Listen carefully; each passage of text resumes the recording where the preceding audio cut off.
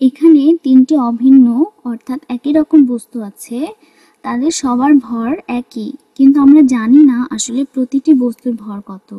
কিন্তু আমরা জানি যে যদি তাদের মোট ভর এই 9টি বস্তুর ভরের সমান হবে এবং এই 9টি বস্তুর প্রতিটির ভর ঠিক 1 কিলোগ্রাম করে। সুতরাং আমরা দেখতে পাচ্ছি বাম পাশে কতগুলো বক্স আছে যাদের সবার ভর একই, কিন্তু আমরা জানি না এদের ভর কত। আমরা মনে করি প্রতিটি বস্তুর ভর x। এখন আমরা এটাকে প্রতীকীভাবে কিভাবে উপস্থাপন করতে পারি তা চিন্তা করা যাক।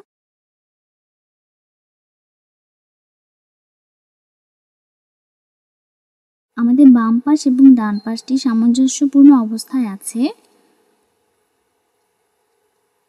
আমরা একটি সমীকরণ সেট আপ করতে পারি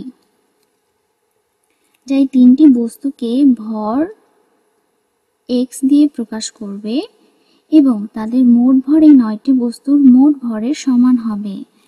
আমরা এটিকে একটি সমীকরণ হিসেবে প্রকাশ করতে পারি কি? এটা সম্পর্কে চিন্তা করা যাক। এখানে তিনটি বস্তু আছে যাদের ভর x। আমরা লিখতে পারি তাদের মোট ভর x plus x plus x is equals to, এখানে 9টি জিনিস আছে, 1 কিলোগ্রাম একটির ভর। আমরা লিখতে পারি 1 plus 1 plus 1 plus 1 plus 1 plus 1 plus 1। এবং প্রকৃতপক্ষে এটি একটি গাণিতিক উপস্থাপনা। তাহলে আমরা সমীকরণটি পেলাম। আমরা একটি সমীকরণ হিসেবে এটি সেট আপ করেছি, তাই এটি একটি বীজগাণিতিক উপস্থাপনা। একটি x প্লাস অন্য x প্লাস অন্য x, সুতরাং এখানে 3টি x আছে, তাই আমি এখানে লিখলাম 3 গুণ x ইজ ইকুয়ালস টু,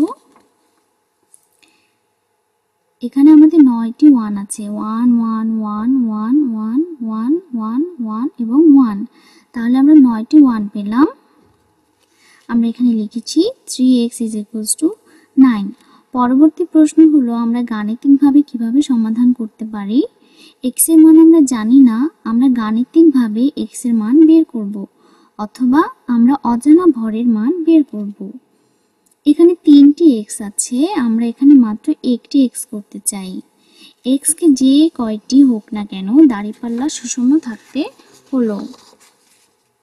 এই দিক থেকে x এর 2টি বিয়োগ করলে একটি x থাকবে। আমরা এটিকে গাণিতিকভাবেও প্রকাশ করতে পারি। আমরা এখন তাই করব।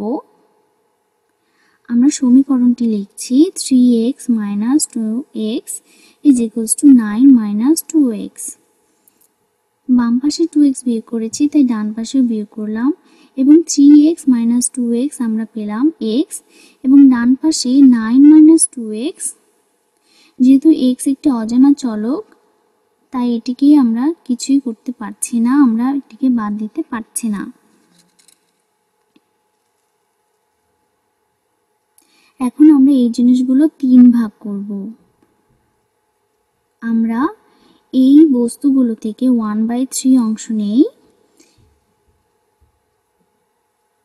এবং ডান দিকের এই বস্তুগুলো থেকে 1/3 অংশ নেই।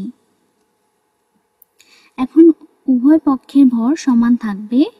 এখন উভয় পক্ষে 1/3 দিয়ে গুণ করি।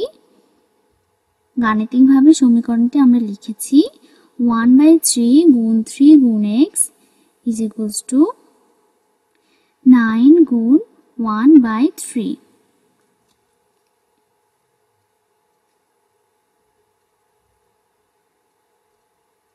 এটাকে আমরা অন্যভাবে বলতে পারি, উভয় পাশে 3 দ্বারা ভাগ করে পাই।